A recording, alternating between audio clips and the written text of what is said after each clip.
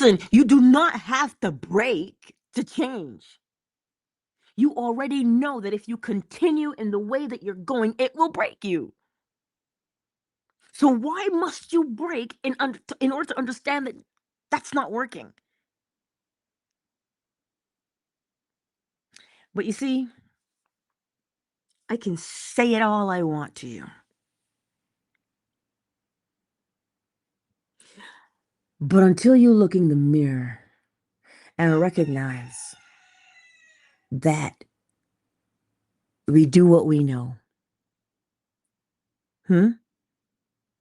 We do what we know. And we will continue to do what we know because that is the design. It's principle of correspondence, as within, so without.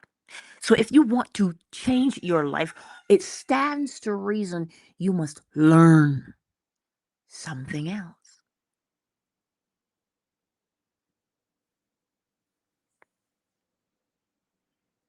What is that thing?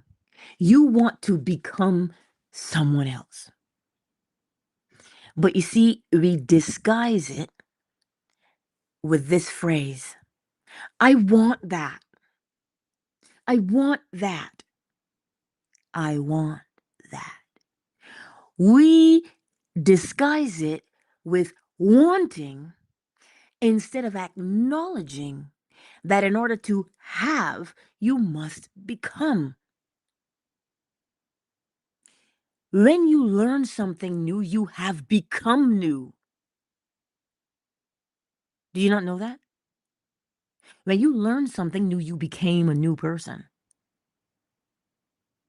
Well, every 90 days, your red blood cells become new. Not through you forcing it, but everything is renewed.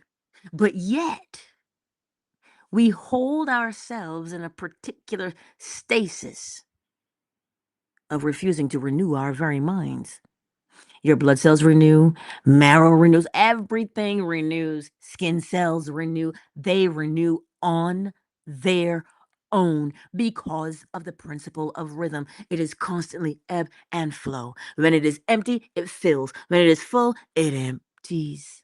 Not because you force it to be that way, but because it happens naturally, which should tell you that we are constantly learning.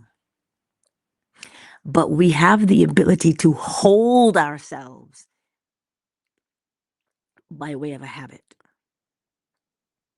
Well, nothing stands still, everything is moving. This is the principle of vibration. Nothing stands still.